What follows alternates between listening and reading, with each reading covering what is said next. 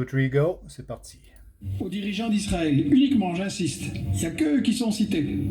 Il y a 100 citations des fondateurs, des précurseurs de l'État d'Israël, comme Herzl ici, et puis des présidents, des ministres, des rabbins, des militaires, etc.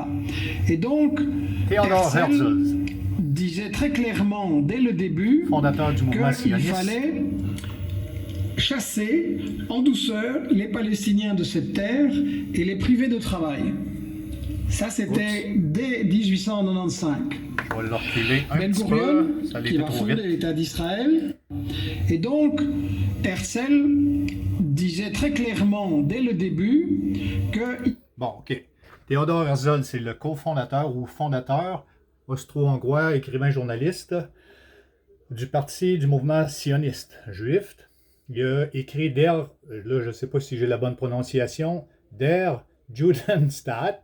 C'était l'écrit qui donnait une motivation en tant que tel au peuple juif d'avoir une terre, un foyer national juif, OK? Lors de mélanger la croyance, d'être le peuple élu de juifs, en passant, j'ai rien contre le jugement à Christ, puis de mélanger la politique, OK?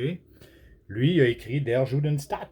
Bon, en austro-hongrois, je ne sais pas si c'est de l'allemand ou quoi.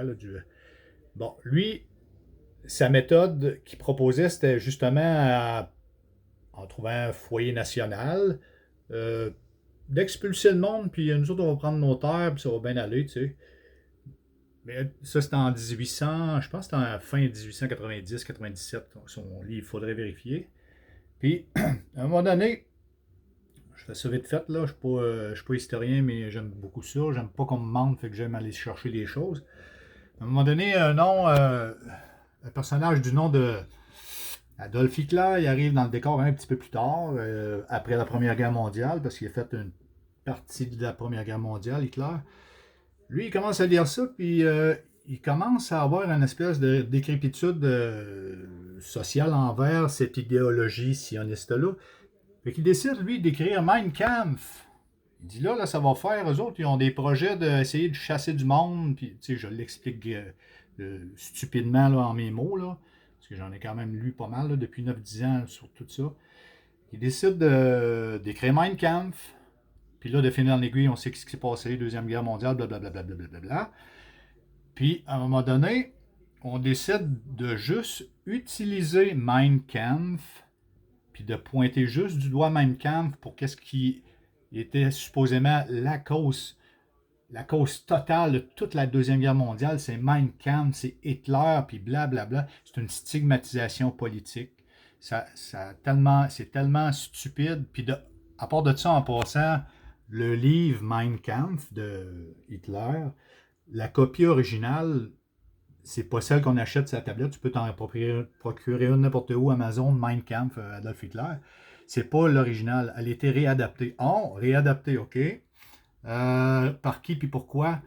Ben, des fois, ça arrive qu'on réadapte une histoire originale d'un film pour que ça rentre plus dans un cadre, vrai ou faux? Oui, hein? Hollywood le fait souvent.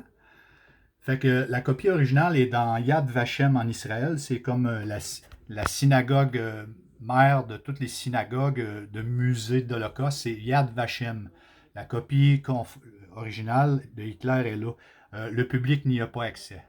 Bon, fin de ma citation. J'espère que ma grande gueule aura intéressé quelqu'un. Merci.